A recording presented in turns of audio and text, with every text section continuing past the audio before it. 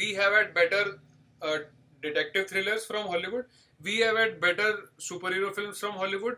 So, what does this reboot of Batman bring to me? Something that is fresh and out of the box. So, if not for the Batman suit or Gotham City, how is it any different?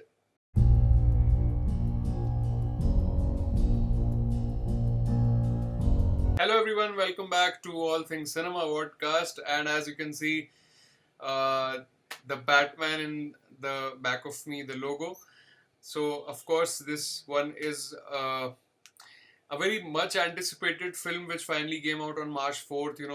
The murmur started a couple of years ago, and I think last year in November something, the trailers dropped, and finally the film is out, and we are here to talk all things Batman, and Farad is back on the channel after quite some time. This is kind of a good cop, bad cop situation here because you loved it, and I found it an average film. I had actually gone on Sunday. So by then the word was in, that many people were liking it, and there was a lot of good vibe about the film. So I honestly did go in with some amount of expectations. I wouldn't say absolutely no expectations. I went in with some amount of expectations, although I was mentally prepared that it may not be as good as The Dark Knight. So that was the expectation that I had gone in with, and I think I quite liked it. I mean, it was not quite liked it. I quite loved it. It was actually excellent. The full movie going experience was absolutely worth my every penny that I had spent on that ticket, and it was an expensive ticket. It was not a very by standards, I mean, by the rates that we had today, it is a little on the expensive side. But it was every worth of my penny, and I, somehow feel that I should actually revisit the movie again. Again go and watch. That is what the feeling I have. That even I am thinking because so first of all, when you talk about the film, okay, let's first address the good things about the film, which I also love. So for me, I think the film technically is very strong. Yeah. The cinematography, even the colors of the film, the whole vibe that the color grading adds up to. I think most of the film was shot after sunset, and all the gloomy colors and everything completely making you feel a part of the Gotham City yourself.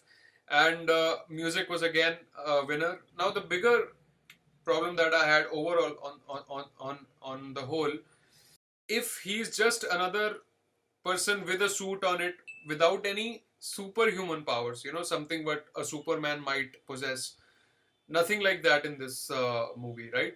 So my whole point throughout that 3 hour journey while I was watching the film was, okay, what is different in this film? What is fresh that I am, not able to predict in this film? Because better detective thrillers have come out of Hollywood. So if not for the Batman suit or Gotham City, how is it any different?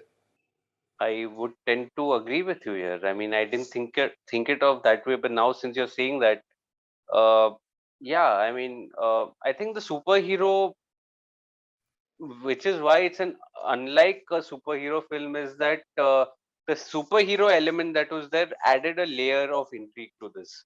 Yeah. uh, No, but the it point is, it did. as you said, the point is for 2.5 hours he was not acting as a superhero. It was only in the last half an hour.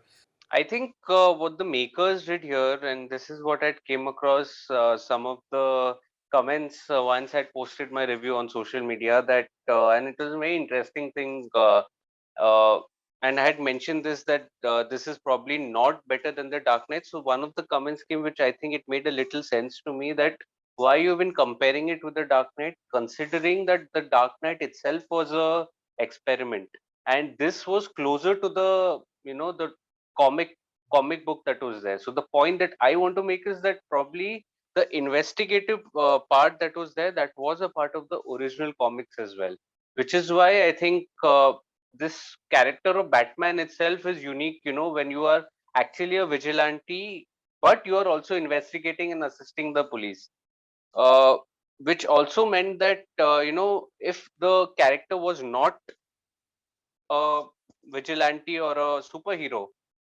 there would have been a few loopholes then, of what I can think. Like the one where he puts contact lenses, that would not have happened. He would just. Why can't that happen? It's just technology. Hollywood has taken this kind of leaps. It is. Even in non-superhero films, they have taken technology to some other levels. It is. I mean, yeah. I don't have any defense to that. I think you're right. Uh, but yeah, I mean, See, I well, I'm on the fence here, to be honest. I didn't think of it. I wasn't prepared for this question, rather.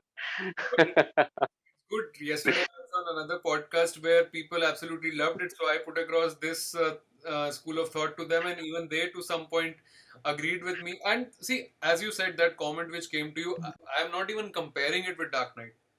I'm Yeah. just putting a simple thought based on what we have seen in this film. How is it any different from another run-of-the-mill detective film coming out of Hollywood if it were not for the suit he's wearing? So that way, So I think a fair point. The yeah, fair point, I think. yeah, and But that way, I didn't think of it that way when I was watching the film. Now that if you're telling me and I'm reflecting on it, it would have been like any other serial killer kind of a narrative, which is also good for me. It did work. The film did work for me, but it's good. I mean, yeah, I mean, I tend to agree with that point. I wouldn't tend to disagree here. yeah, I'm not saying it's a bad film, but it's. Yeah. I am just completely blown away by I think the reviews that are coming. From every right, left, and center. Everyone is going gaga over it. Why? so. I think just to play devil's advocate, had this just been like a normal, investigative film, probably then it would not have worked. But because you went in with that expectation of, oh, it is a superhero film, not expecting that it'll be like a proper investigative thriller, that for when you were watching it was an add-on, which actually, if you look at it, was the main plot. So you went in with that anticipation of a superhero film, and that to a reboot of a very famous franchise. I think that was itself was the USP, and an investigative thing in a superhero film is unheard of, So okay, especially to the masses. let's put it this way: that even if you didn't expect it to be a detective thriller, you got that Mhm. arc, right? The arc is Yeah, different. That was the unpredictability. But just having a different arc is a different thing. But having a good enough story also is a different thing, right? Well, for me, the story and screenplay, even being a detective thriller, was a bit unpredictable and not as fresh as it should have been. I mean, I've seen, if you take out the Batman angle out of this, if you just look at it as a detective thriller, I've seen better detective thrillers in Hollywood. Prisoners come to my mind. I think that is one brilliant detective thriller film. yeah. Prisoners, Seven, I think Zodiac. By the way, Prisoners, the main the villain was played by who played Riddler in this film. Yeah, yeah, yeah, yeah, yeah. Yeah, I went in and checked Yeah, who this actor, where have I seen it, and yeah. exactly this is the point. I had seen him in the Prisoners only. That Yeah, is my point. I mean, we have had better uh, detective thrillers from Hollywood. We have had better superhero films from Hollywood. So, what does this reboot of Batman bring to me? Something that is fresh and out of the box. For people who have read the comics, okay, for them it's a yeah, different experience. I've never read any DC or Marvel comic. yeah. Neither have I. Yeah. Yeah, so for us, the experience becomes a bit different, right? Because Hmm. a lot of geeky viewers of Marvel and DC, they have completely different mindset while they watch this film because they have had so much of data consumed already. So they judge the film in a different way. And when we go, who are not as much into comics or reading, we probably go and watch it more as a cinephile who are more into films, who are more into every kind of film and not just superhero or fantasy stuff, right? So Yeah, for yeah. maybe for you and me, dissecting all these arcs and uh, looking at film as a detective thriller, irrespective of Batman, might be an angle that these guys might not apply. I think it was so I can talk for me. I don't know about the others, but what I was comparing it or was comparing it with was similar superhero films.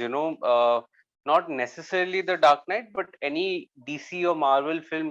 Where does this stand? On that perspective, I think I really liked it. So it was the reading of the movie was a little different for me. I wouldn't directly compare it with, say, a Zodiac or Prisoners, or just because the genre is similar. I think the right comparison, because it is coming from a DC franchise for me personally, was that how does the film stand as compared to The Dark Knight or with any other superhero film across the two universes? That was the point of comparison for me when I was writing the review. And on that note, because I had not seen something like, investigative drama in a superhero film, particularly, I think I rated it very high. That was, I think, my thinking. I think I didn't think the other way that you were saying. That is also a valid point, by the way. It is a valid point, that why not we compare it with an investigative film as compared to a superhero. If we just keep the superhero element aside and we just compare it with other iconic investigative dramas or investigative serial killer films, then that is a separate comparison, I think, and that is a valid comparison also, I would say. So I think you made a very valid point here, although I looked at it from a different perspective while Let writing the review. let me put you in a spot here. So, if you had to write your review after this conversation we are having, would you have still rated I the same or cut out half star or 1 star out of it? uh, I don't think I would change it because I really enjoyed the experience. I don't think I would go and change the film. I think my perspective is still the same. Okay. You've given me a new perspective for sure, and I agree with your perspective. Absolutely agree. The film watching But experience is a different thing, right? But to see film uh, critically and to see if there are any loopholes, that is another thing, and which you have to keep in mind while writing a review for a professional hmm, website, right? So hmm. I'm sure you would have still rated it similar in terms of the film watching theatrical experience, but when it comes to the critical analysis of the film, do you think it would have changed any bit?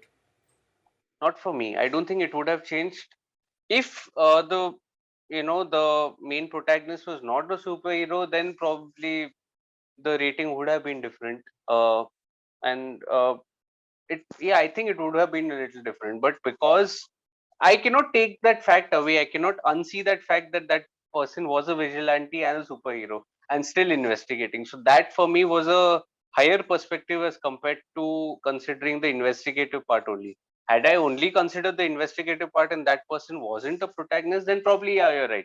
I would be on that page that, yeah, it would have been like a half or 1 star less. Now, coming to the performances, one of the big reasons why everybody rates Dark Knight as the best superhero film so far is because of the performances. I don't think anybody can ever match up to Heath Ledger's performance in that film, and even Christian Bale, and the actor who played Alfred, what's his name? I forgot.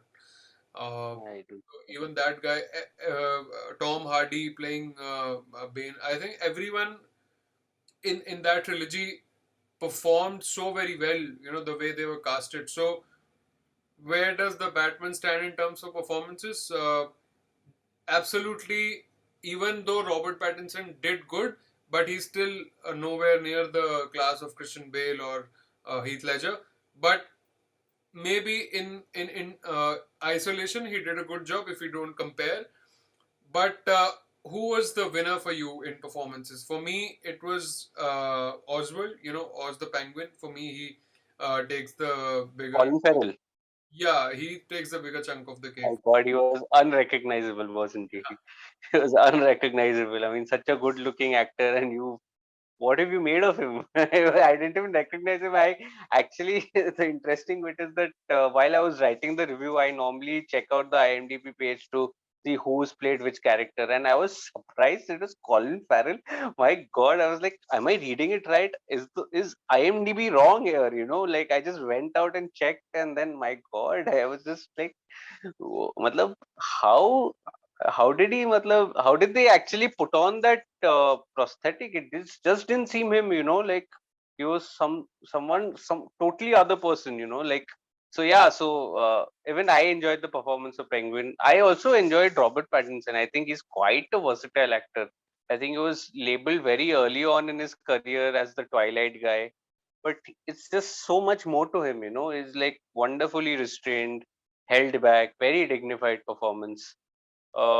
I think, as you rightly pointed out earlier as well, that The Lighthouse, I think it's highly recommended from mine. It's on Netflix, by the way, and amazing, amazing film. And he was also in Tenet, so he's doing some good work. And somehow, he's not getting that kind of credit that is there. So I really enjoyed his performance. Also, I think even Zoe was pretty good. And I think the performance were pretty good. I mean, it would be a little unfair if I had to compare it with the Dark Knight, specifically the performances, but because it was never going to match. You are no way you're going to beat Heath Ledger as the Joker. No, I mean, You aren't going to. of course, and uh, another performance that stands out for me, that particular scene where Batman is talking to Riddler, across the glass in the jail. I think for me, even that guy did so well. Probably a bit All underutilized. time. Yeah, he was underutilized, isn't it? Because most of the time he was inside the mask, so you couldn't see his facial expressions as much. So I think he also did pretty well. And in that particular scene, for me, he even, you know, did better than Robert Pattinson if you just compare Yeah, him yeah, in that scene. absolutely. He is definitely. Absolutely, you're stunning, man. You're stunning, and I hope to see more of him in the second part of Batman. I think the Riddler will play a part with the Joker. That's how that ended. Spoilers. Yeah, So people are saying that Joker might be in the third one and not the second one. So you might see somebody else in the second one as a surprise. I would really love to see Robin. Yeah, it's been so long we have not seen Robin in yeah, major Batman film for the Dark Knight Trilogy didn't have it. The Batman versus Superman, Dawn of Justice didn't have it. Even the Justice League didn't have it. So would love to see something different. Enough of Joker. I mean, we have seen Joker. There's a proper film on Joker. But anyway, thank you, Farad. I hope you enjoyed this conversation as much as you enjoyed the film. loved it. Uh, Loved it as usual. yeah, I mean these kind of conversations we often used to have on cricket debates where we had different Yeah, opinions, but this one also I think was on the similar lines. So guys, if you've reached until the end, thank you for watching and joining us in this very healthy debate, and let us know in the comments what you felt about the film. Are you on my side or are you on Farad's side? It'll be interesting to see. And don't forget to check out Farad's new YouTube channel as well. And yeah, keep subscribing. We are close to 5,000 subscribers now, so which is pretty cool for a channel which is not even a year old. So let's see when we hit that mark. And if you are a new viewer, then please press the subscribe and the bell button. I hope you give this video as much love as you give to other Malayalam podcasts. And once again, good night. Take care. good night. Bye bye.